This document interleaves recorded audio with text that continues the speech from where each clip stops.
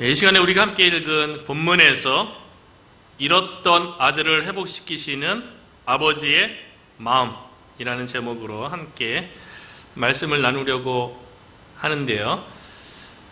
부모님들이 이런 말씀을 하세요. 자녀들 가운데 아픈 손가락이 있다. 그렇게 아픈 손가락을 언급하는 것은 다 손가락이 다 똑같잖아요.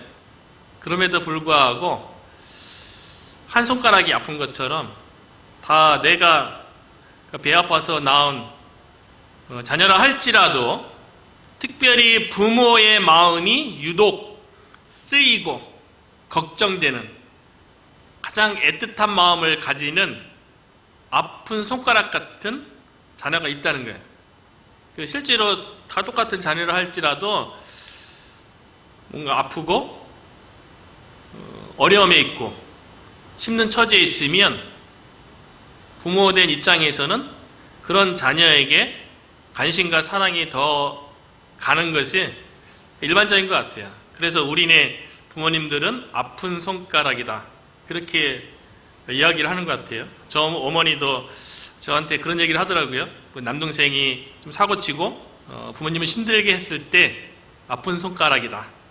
그리고 아버지도 어머니도 저의 남동생에 대해서 더 마음이 애틋하다, 그런 얘기를 종종 하셨어요. 그러면서 저한테 좀 미안했는지 어머니는 한 번은 저한테 그런 말을 하시더라고요. 너는 반듯하게 내 길을 잘 가고 있지 않느냐, 그렇게 말씀하시더라고요. 그러니까 아마 저보다도 동생에 대해서 더 관심과 사랑 베푸는 것에 대해서 서운해하지 말라, 그런 의미로 이야기했던 것 같아요. 마찬가지로 하나님도요, 하나님의 마음에 더 신경이 쓰이는, 하나님의 관심과 사랑이 더 가는 자녀가 있다는 거예요. 실질적으로 세상의 모든 사람은 하나님의 자녀라고 볼 수가 있어요. 왜냐하면 예수를 믿든 안 믿든, 교회를 다니든 안 믿든, 다른 종교를 가지고 있든, 그 모든 종교 이런 거와 상관없이 세상의 모든 인생은, 사람은 그 생명이 하나님으로부터 주어진 줄로 믿어요. 하나님으로부터 다 생명이 주어졌기 때문에 세상에 있는 모든 사람은 다 하나님의 자녀라고 볼 수가 있죠. 그렇기 때문에 하나님에 의해서 구원받은 하나님의 자녀가 있는 거고, 아직 구원받지 못한 하나님의 자녀, 세상에 불신자에 해당되는 그런 사람이 있는 거죠. 그러니까 구원받은 하나님의 자녀, 그리스도인이 있고 하나님께 구원받지 못한 자녀, 불신자가 세상에 두 종류의 하나님의 자녀가 있다고 볼 수가 있는 거죠. 그런데 소대되게 했던 것처럼 아버지의 마음은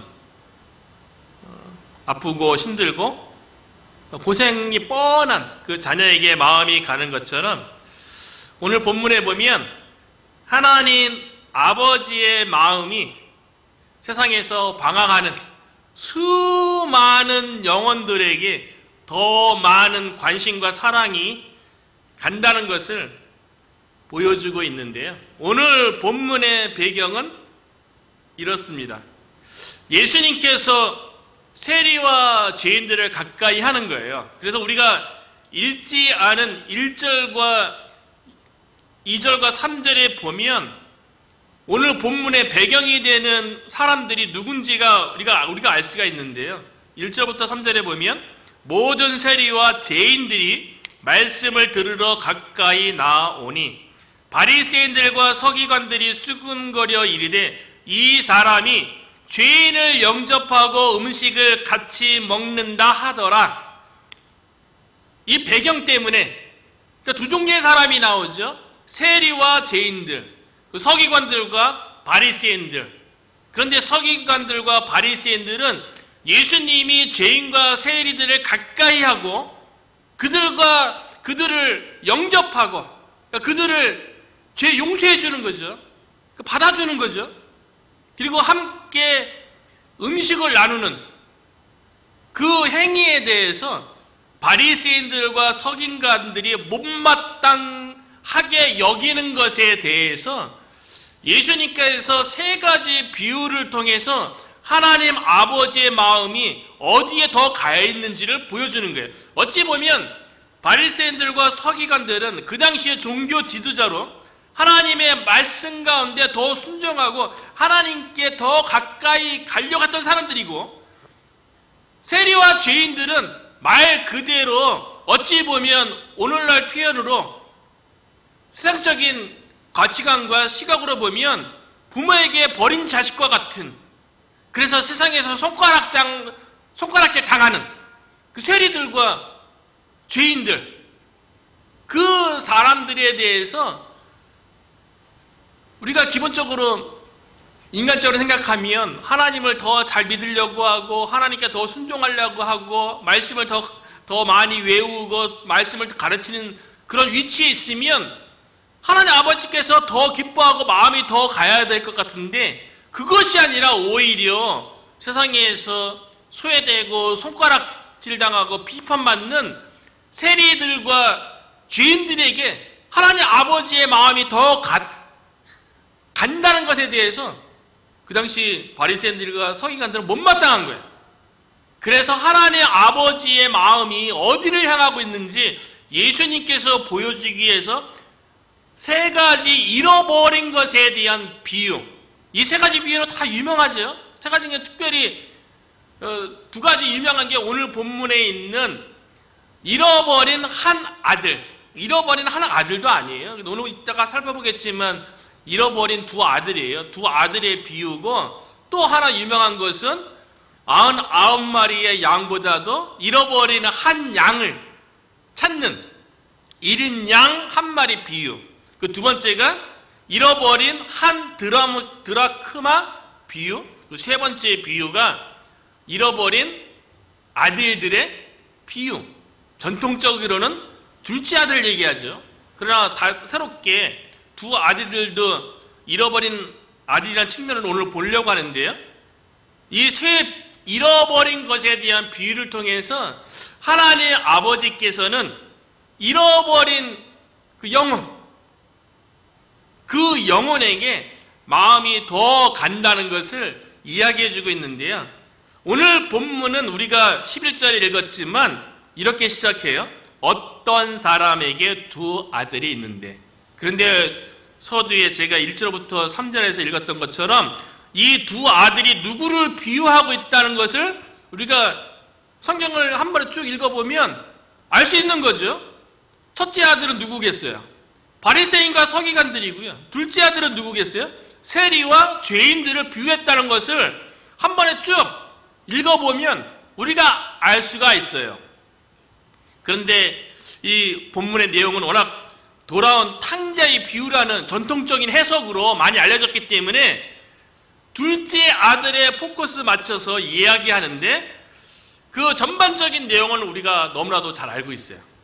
둘째 아들은 말 그대로 탕자죠. 방탕한 삶을 사는, 아버지를 떠나서 허랑방탕하게 살았던 탕자이기 전에 이미 아버지에게 분깃, 아버지로부터 물려받을 유산을 요구하는 것으로부터 이 둘째 아들의 마음이 어떠한지를 우리가 알 수 있는 거예요. 얼마나 불효막심한 아들인지 알 수가 있는 거죠. 유산이라는 것은 아버지가 돌아갈 때쯤 아버지의 주도에 의해서 자녀들에게 나눠주는 게 유산이에요. 분깃이에요. 그런데 둘째 아들은 일반적인 상식, 일반적인 문화, 예의 이런 거 다 깨트리고 둘째 아들이 먼저 아버지에게, 나에게 나중에 아버지가 돌아가시면 저에게 돌아올 분깃 유산 있지 않습니까? 그것을 미리 주십시오. 그렇게 요구한다는 것은 그 당시 주변에 있는 사람들, 오늘날도 마찬가지지만 나에게 유산을 빨리 주십시오라는 얘기는 뭡니까? 빨리 돌아가라는 얘기예요. 아버지에 대해서. 그 둘째 아들의 마음이 얼마나 잘못됐는지, 악한 마음인지 유산을 요구하는 그 모습에서 알 수 있죠. 그런데 아버지는 그 둘째 아들에 대해서 그 행위가 잘못된 것에 대해서 바로잡아주지 않아요. 그냥 허락해줘요. 그리고 아버지의 유산으로서 둘째 아들에게 돌아갈 분깃을 내어줍니다. 아버지는 둘째 아들이 그렇게 불효막심하게 요구하는 것에 대해서 그런 악한 나쁜 마음으로 요구했기 때문에 재물도요, 물질도 그 사람이 마음이 어떠한가에 따라서 그 마음대로 물질도 같이 따라가는 거 아니겠어요? 마음이 선하고 착한 사람, 의로운 사람은 그 재물도 그 마음의 상태대로 쓰이겠죠. 근데 마음이 좀 삐뚤어졌어요. 악해요. 나빠요. 그럼 그가 가지고 있는 재물도 당연히 그 마음의 태도로 쓰임받겠죠. 그렇기 때문에 아버지는 둘째 아들이 유산을 요구했을 때 둘째 아들이 그 돈을 가지고 앞으로 어떻게 살아갈 것인가에 대해서 아버지는 알 수 있죠. 이 둘째 아들이 미래가 심히 걱정됐겠죠. 지금 유산 요구하는 태도도 잘못됐고 불효고 불손하고 그렇죠. 그런데 아버지는 어찌 된 게 그 둘째 아들에 대해서 어떠한 나무람도 하지 않으세요. 너가 이것이 예의에 얼마나 어긋난 행동인지 아니? 유산은 내가 주는 거지 너가 달라고 해서 내가 주는 거니? 그렇게 나무랄 수 있잖아요. 근데 아버지는 그렇게 하지 않았어요. 둘째 아들의 요구대로 유산을 물려줬어요. 그리고 이 둘째 아들은 그 물려받은 유산, 돈으로 받은 게 아니잖아요. 유산이 어떻게 돈으로 받겠어요? 뭐 짐승이나 아니면 가축, 아니면 뭐 땅 이런 거로 받았겠죠. 그걸요, 둘째 아들이 13절에 보니까 유산을 물려받았는데요. 마음이 이미 아버지를 떠났다는 걸 어떻게 알 수 있냐면 13절에 보니까 그 후 며칠이 안 돼요. 둘째 아들이 재물을 다 모아가지고 며칠이 안 돼갖고 제가 돈으로 바꿔야지 가지고 떠나는 거 아니겠어요? 재물을 다 모았어요. 뭐로 모았겠어요?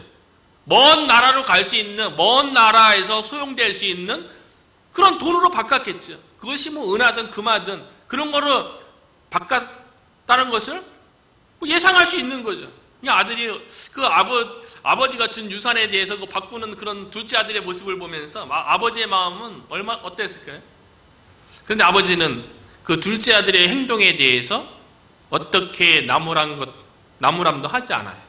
그리고 둘째 아들은 아마 그런 마음이 있었던 것 같아요. 둘째 아들의 마음 속에는 그 아버지와 함께 사는 것이 통제고 아버지의 말씀에 순종하는 것이 그것보다는 내 마음대로 내 뜻대로 사는 게 내 인생에 더 아름다운 청사진이 있을 거라고 그렇게 생각했던 거죠. 그러니까 아버지의 유산을 물려받아서 그 가까운 것도 아니고 성경에 보니까 먼 나라로 떠났어요. 이 얘기는 뭡니까? 되도록이면 아버지를 볼 수 없는 것으로, 아버지가 알 수 없는 것으로, 아버지의 간섭과 아버지의 어떠한 개입도 닿을 수 없는 먼 나라로 떠났어요. 그리고 시간이 지나죠. 처음에는 유산을 바꿔서 가지고 간 돈이 있을 때에는 주변에 친구들도 많았을 거예요. 먹고 마시고 허랑방탕하게 기뻤겠죠. 즐겁겠죠. 육신을 위해서 살아가는 그 인생 가운데 얼마나 좋았겠어요. 그리고 돈이 있을 때에는 친구도 있는 거죠. 우리들도 마찬가지지만 친구는 나에게 뭔가 유익이 되고 도움이 되고 나에게 뭔가 남는다고 할 때 친구도 되는 거죠. 나에게 손해볼 것 같으면 친구도 안 하는 게 오늘날 일반적인 세상 아니겠어요? 그러니까 둘째 아들이 돈을 가지고 먼 나라 갔을 때에는 처음에는 친구들도 많았을 거예요. 집도 사고 집에서 파티 열면서 친구들과 더불어 먹고 마시면서 자신이 마음에 원하는 대로 육신의 쾌락을 위해서 먹고 마시고 즐기는 그런 인생을 살았던 거죠. 그런데 시간이 지나면서 재산이 어떻게 됩니까? 가지고 온 돈을 다 잃게 돼요. 그러면 내가 가진 것이 없으면 친구도 떠나가는 거예요. 오늘날 우리 주변을 보더라도 이웃이 되고 친구가 되는 것도 뭔가 나에게 유익이 되고 도움돼야지 관계를 맺으려고 하죠. 오히려 나에게 부담이 되는 사람은요, 가까이 하려고 하지도 않는 것이 일반적인 세상의 속성이에요. 처음에는 많은 친구들이 달라붙어서 둘째 아들이 가지고 온 재산 어떻게든 내가 나를 위해서 쓰도록 친구들이 막 그렇게 요구한지도 모르죠. 그래서 모든 것을 다 잃게 되었어요. 그러니까 친구도 떠나고 내가 가진 것이 없으면 주변에 남는 사람도 얻게 되는 거죠. 그래서 모든 것을 다 잃게 되었어요. 그래서 이 둘째 아들이 거지 신세가 되었습니다. 그래서 어떤 사람이 돼지를 치는 일에 어떻게든 이렇게 일을 얻었는데 그것이 돼지를 치는 일이에요. 이걸 보니까 이 먼 나라는 이방 나라로 떠났다는 걸 알 수가 있죠. 유대인 입장에서 돼지는 부정한 동물 아닙니까? 가까이 해도 안 되는데, 먹지도 않는데, 유대인이었던 이 둘째 아들이 돼지유리에서 돼지를 치는, 그런데 주인도 악독했던 것 같아요. 먹을 것을 주지 않아요. 그러니까 돼지가 먹는 쥐염 열매를 먹으려고 하는데 그 주인이 또 돼지를 치게 했지만 돼지에게만 딱 돌아갈 그 쥐염 열매만 주는 거예요. 그러니까 본인에게 돼지가 먹는 쥐염 열매도 못 먹는 신세가 된 거예요. 그러니까 하나님 아버지를 떠난 세상의 모든 하나님의 자녀, 불신자들의 영적인 상태가 어떠한지를 이 둘째 아들이 너무나도 잘 보여주는 거죠. 그래서 16절에 보면 둘째 아들이 돼지 먹는 쥐염 열매로 배를 채우고자 하되 주는 자가 없는지라. 돼지 치는 일을 시켰음에도 불구하고 쥐염 열매도 먹지 못하는 단지 거지 신세가 되어서 굶주리는 그런 상황을 맞이했어요. 모든 것을 다 잃었어요. 이 둘째 아들에게 현재의 소망, 미래의 가능성, 소망은 아무것도 없는 거예요. 집은 떠나왔어요. 먼 나라에서 나름대로 잘 살려고 했지만 자신의 쾌락을 위해서 돈을 다 허비하고 나니까 현재도 미래도 보장이 안 되는 거예요. 그러니까 그때서야 모든 것을 잃었을 때에 둘째 아들이 아버지에 대해서, 아버지 집의 소중함에 대해서 깨닫게 돼요. 지난주에는 나오미의 가정을 우리가 살펴보면서 한 가정을 하나님께서 회복시키시는 그 시발점이 돌이키는 거라 그랬죠. 나오미의 가족이 베들레헴의 흉년을 피해서 모압 땅에 갔다가 10년 만에 재산 다 잃고요. 남편 엘리멜렉 죽고 두 아들 기럯과 말론이 죽고 둘째 아들과 똑같은 거죠. 과부들만 남았어요. 과부 시어머니, 두 과부 며느리. 둘째 아들과 무슨 현재 미래에 어떤 소망이 있어요. 누군가가 도와줘야만 한 끼 해결하고 하루하루 살아갈 수 있는 그런 신세로 전락했는데요. 그럼 고난 가운데 깨닫는 게 은혜라고 얘기했죠. 그래서 나오미 같은 경우는 하나님께서 자기 백성을 돌본다는, 그러니까 모든 것을 잃었을 때야 비로소 복음도 들어오고 모든 것을 잃었을 때에 영적인 것을 생각하는 것 같아요. 고난 가운데 영적인 깊이가 있어지는 것 같아요. 그러니까 나오미는 모든 것을 다 잃고 다시 자기 백성을 돌보시는 하나님께로 돌아가기로 결심하죠. 마찬가지로 그러한 나오미의 모습이 탕자의 모습이라고 했죠. 둘째 아들도 모든 것을 다 잃은 상황에서 아버지 집의 풍요로움을 생각했다는 거예요. 그래서 17절에 보니까요, 이에 스스로 돌이켜 이르되, 이게 은혜라는 거예요. 둘째 아들이 스스로 돌이킬 수 있었던 그 원동력이 어디에 있었습니까? 모든 것을 잃은 다음에 처음에 돈으로 친구들로 사고 모든 것을 가졌을 때에 그때는 뭐 좋았겠죠. 근데 돈도 다 없어지고 친구들 떠나는 모습을 보면서 그 세상의 비정함을 보면서 야, 세상에서 큰 꿈을 꾸고 세상에서 아름다운 인생을 생각했는데 그게 아니구나. 그렇게 생각했겠죠. 내가 돈이 없으니까 세상 사람들은 다 떠나가는 거구나. 그게 세상의 도리구나. 세상에 돌아가는 원리구나. 그걸 깨달은 거죠. 그래서 둘째 아들이 스스로 돌이켜요. 그러면서 내 아버지에게는 양식이 풍족한 품꾼이 얼마나 많은가. 스스로 생각할 뿐만 아니라 그 생각에 머문 게 아니죠. 생각할 수는 있죠. 나는 지금 굶어 죽는 상황에 있지만 아버지 집에는 풍족한 품꾼이 얼마나 많은가. 이렇게 깨달을 수도 있고 생각할 수도 있죠.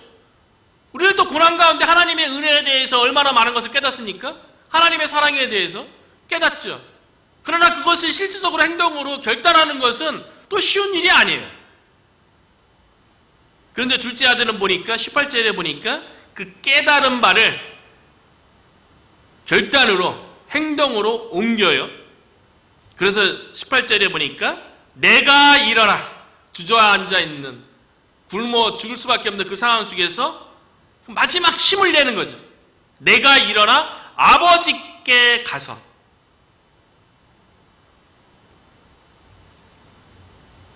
아버지의 뜻을 거스리고 내 마음대로 살면 더 아름다울 줄 알았는데, 더 행복할 줄 알았는데 그것이 아니라는 것을 비로소 영적으로 깨달은 거죠.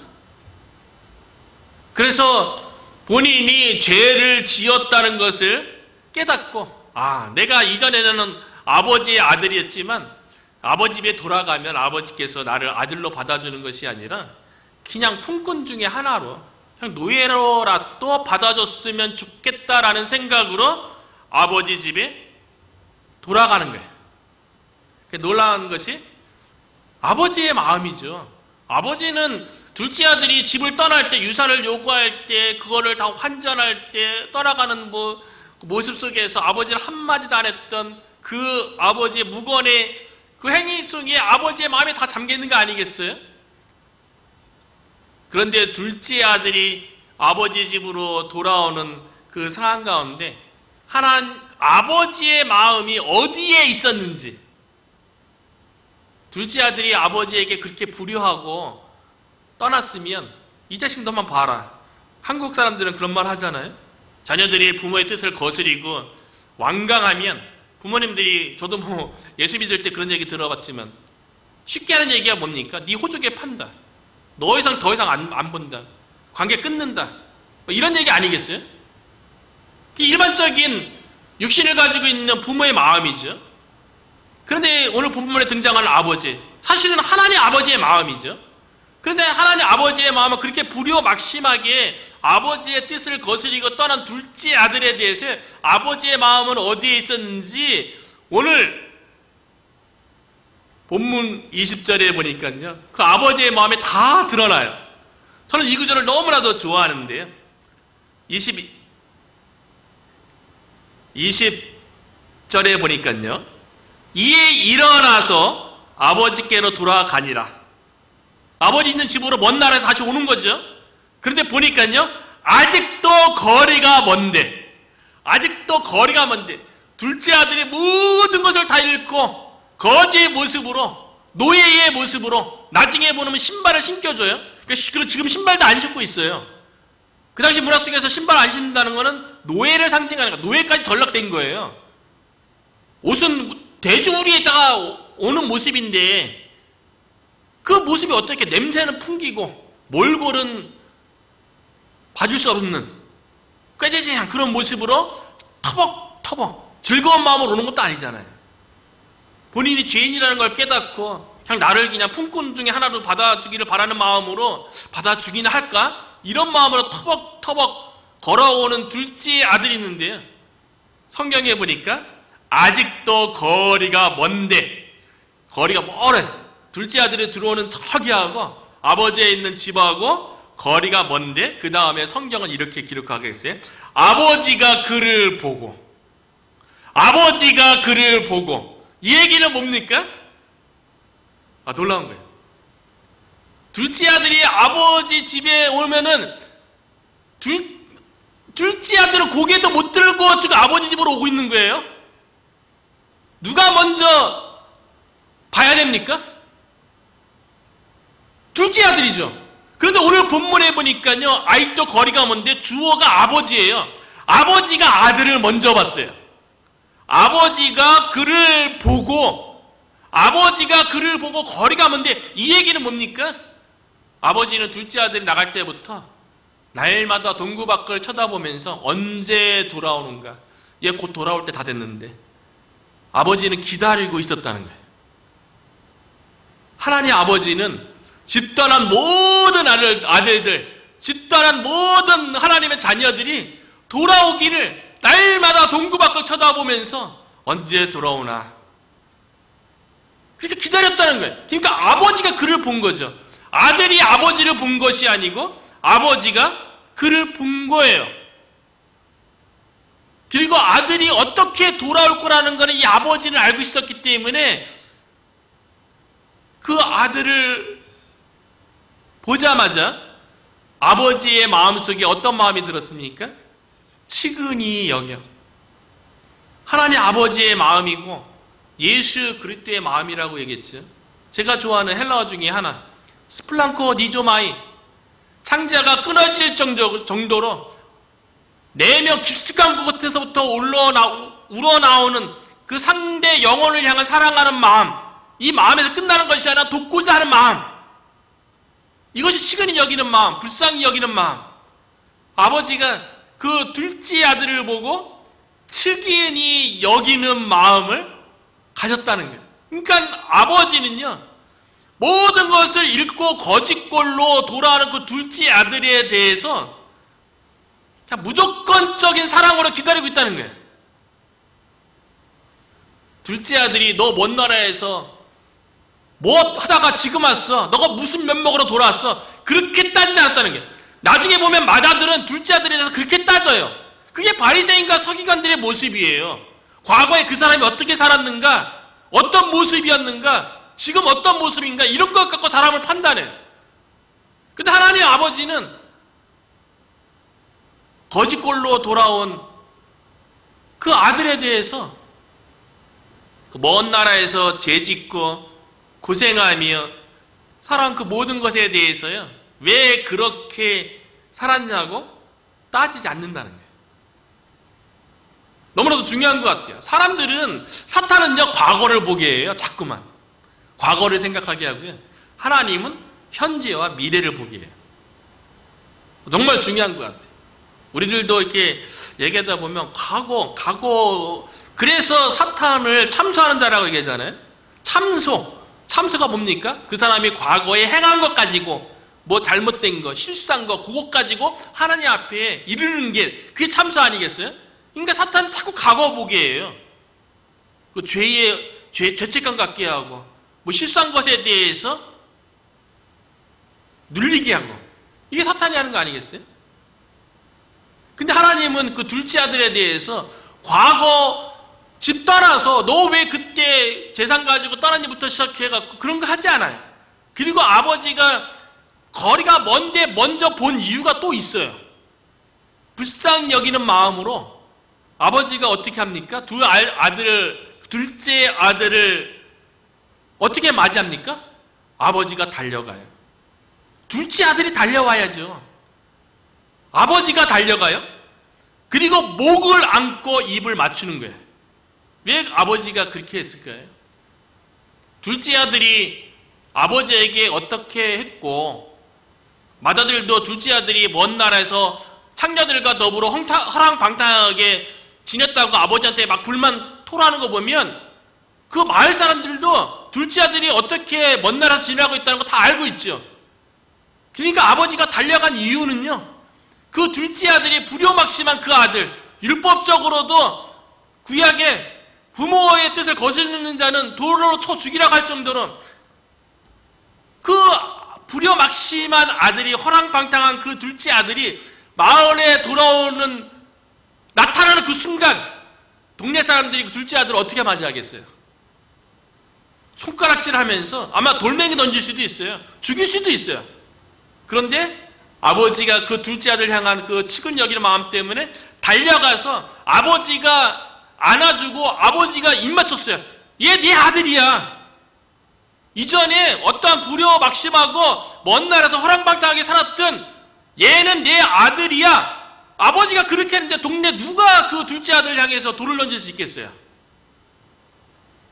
그래서 아버지가 달려간 거예요. 그리고 집에 데리고 와서 목욕을 시켰겠죠. 그리고 신발도 안 신고 있는 그 노예의 신분에다가 아버지 집에 돌아왔을 때는 나를 품꾼 중에 하나로 노예락도 삼아줬으면 좋겠다는 그런 죄책감으로 돌아왔지만 아버지는 어떻게 합니까? 아니야, 너는 여전히 내 아들이야.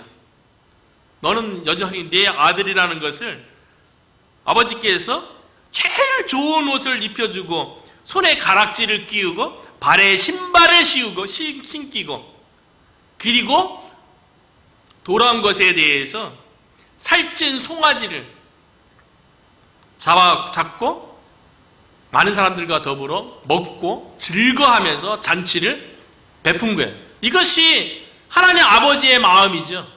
잃어버린 자를 향한 그 마음, 그 돌아왔을 때 하나님 아버지께서 얼마나 기뻐하고 즐거워하는지 하늘나라에서 잔치가 벌어지는 거죠.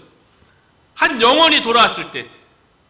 그런데 마다들은 아버지 집에서 아버지 뜻에 순종하는 것처럼 바깥에 나가서 열심히 농사 짓거나 가축을 치다가 해진 무렵에 대해서 집에 돌아오고 있는데 잔치 소리가, 풍악 소리가 들려오고 잔치 소리가 들려온 거예요. 그래서 한 종을 보내서 확인해 보니까 당신의 동생이 건강한 모습으로 돌아온 것 때문에 아버지가 살찐 송아지를 잡아서 잔치를 베풀었습니다라고 이렇게 소식을 전해줘요. 근데 마다들의 태도가 뭐냐면요, 28절에 보니까요, 그가 노하여 들어가고자 하지 아니하거늘. 마다들이 본인은 아버지의 뜻대로 순종하고 섬긴다고 생각을 했어요. 실질적으로 들녘에서 일하다가 돌아오는 중이에요. 그런데 아버지가 하는 행위에 대해서 분노하고 있어요. 뭔가 잘못됐죠. 아들이 아버지의 행위에 대해서 분노하고 있어요. 그리고 아버지 집에 들어가기를 거부해요. 둘째 동생이 돌아온 것을 인해서 잔치 베풀어준, 받아주고 잔치 베풀어준 아버지가 못마땅하다. 나 그 아버지 함께 할 수 없어. 마다들이 그렇게 생각하고요, 들어가기를 거부했어요. 형식적으로는 마다들이 아버지의 뜻에 순종하고 섬기는 것 같지만 아버지가 둘째 아들을 맞이하는 모습 속에서 그 아버지의 마음을 첫째 아들은 헤아리지 못하는 거예요. 아버지의 뜻을 몰라요. 아버지의 뜻과 함께 하고 있지 않고 있어요. 그런 측면에서는 마다들도 똑같은 둘째 아들과 더불어 아버지의 마음을 헤아리지 못하고 아버지의 뜻과 함께 하지 못한다는 그 측면에서는 마다들도 똑같은 탕자의 모습인 거예요.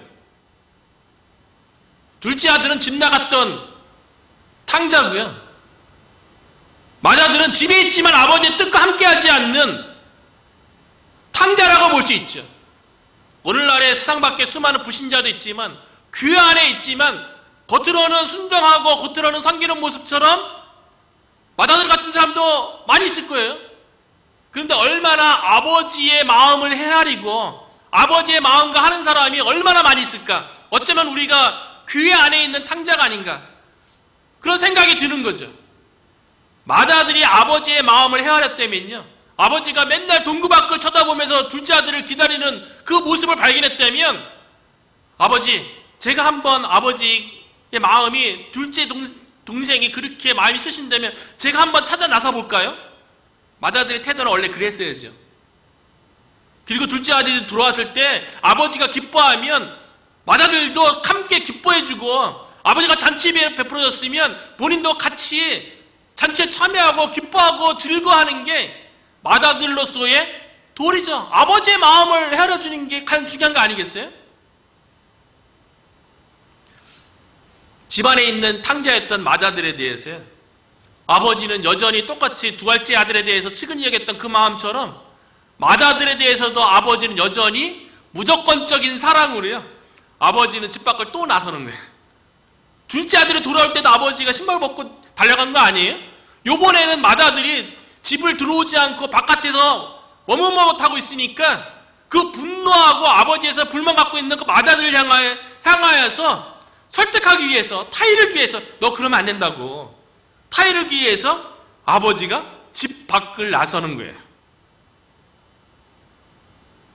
둘째 아들의 모든 모습에 대해서 포용했던, 허락했던 그 아버지, 그 사랑, 그 맏아들이 아버지에 대해서 분노하고 집에 들어오기를 거부하는 그 맏아들을 설득하기 위해서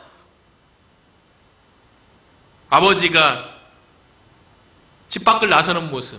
이 하나님 아버지의 마음이죠. 그러니까 하나님 아버지의 마음은요, 뭐 오늘날 교회 안에 있는 하나님의 자녀도, 교회 밖에 있는 구원받지 못한 하나님의 자녀든 다 무조건적인 사랑으로 대한다는 거예요.